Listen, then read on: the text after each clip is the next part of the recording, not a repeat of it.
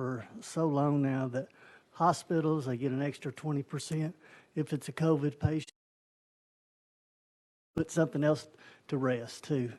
I've heard for so long now that hospitals, they get an extra 20% if it's a COVID patient. Is that true? I'm so glad you asked that, Representative Byrd, and I'm so glad to see you in person, too. It's good to be seen. Yeah, I bet. No, sir, that is a common rumor or myth that we hear, is that hospitals get paid more for COVID patients or that they get paid more if there's a COVID death or whatever. That's not true. What is true is that with any condition, so as you know, when people go into the hospital, they very rarely just have one thing wrong with them. So they're there and they have pneumonia, but maybe their diabetes is also out of control. And maybe they also have the flu. There is a provision, like with any other condition, for a hospital to add what's called a modifier, because hospitals are actually, and my healthcare counterparts in the room, particularly the hospital-based one, know that hospitals can be penalized if their length of stay, or financially penalized if their length of stay exceeds what that condition is supposed to have.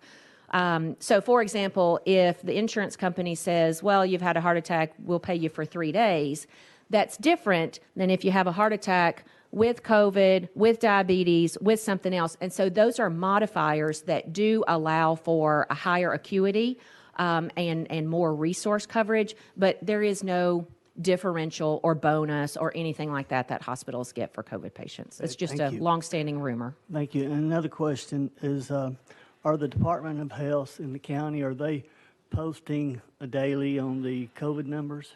I'm glad you asked that one too.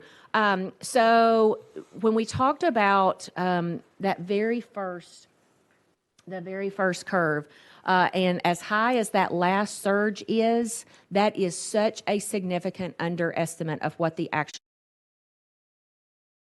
report weekly. That doesn't mean that we're not watching things like hospitalizations and deaths on a daily.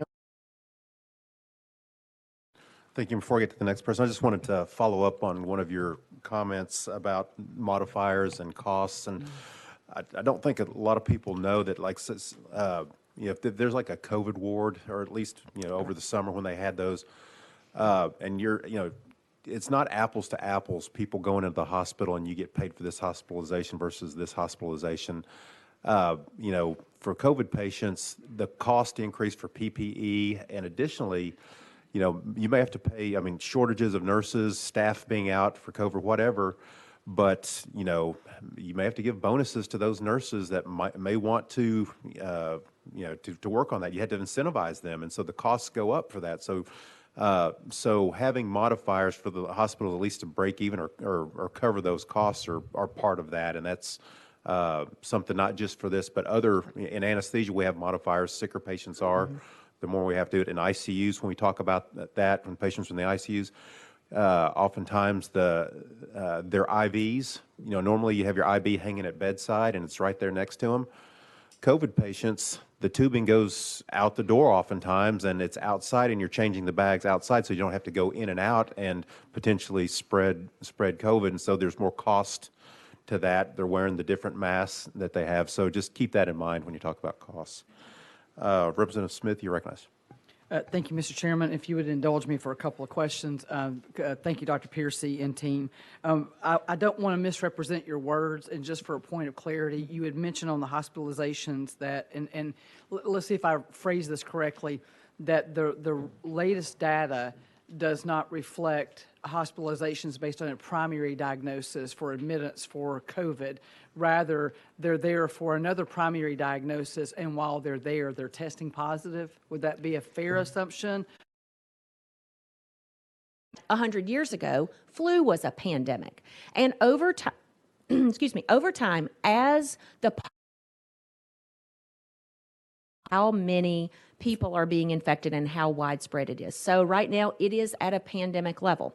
You will remember 100 years ago, y'all don't remember, nobody in this room remembers, but you will remember historically that 100 years ago, flu was a pandemic.